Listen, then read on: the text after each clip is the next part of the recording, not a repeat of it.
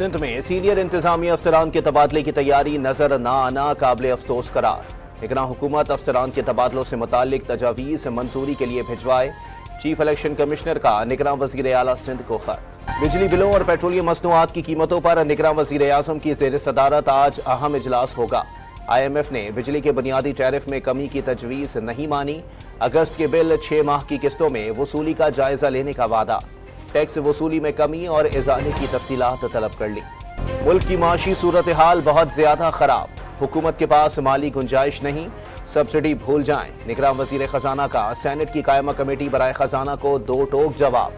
IMF programme पर अमल दरामद नहीं किया तो हालात मजीद मुश्किल हो सकते हैं। आइंदा मुंतखब हुकूमत को IPP से दोबारा बातचीत करना जरूरी है। डॉक्टर शमशाद अख्तर की ब्रीफिंग।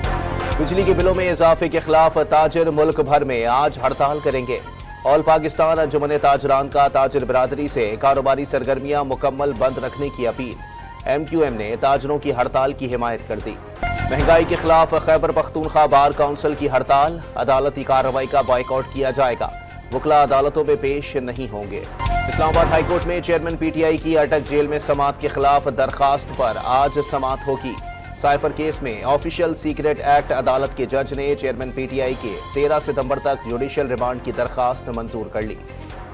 नैब तरमीम के खिलाफ दरखास्त पर आज फिर सुप्रीम कोर्ट में समाअत होगी।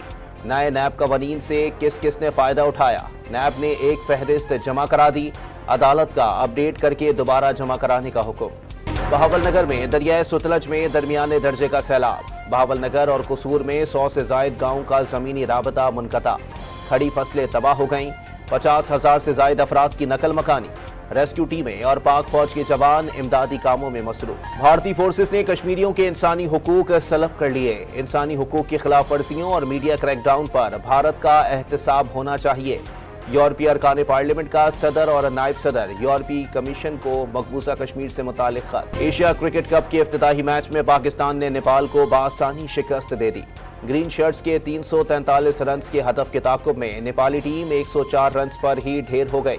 शानदार सेंचुरी बनाने पर Babar Azam man of the match करार। और पाकिस्तान और नेपाल की क्रिकेट टीमें खुसूसी परवाज से श्रीलंका रवाना।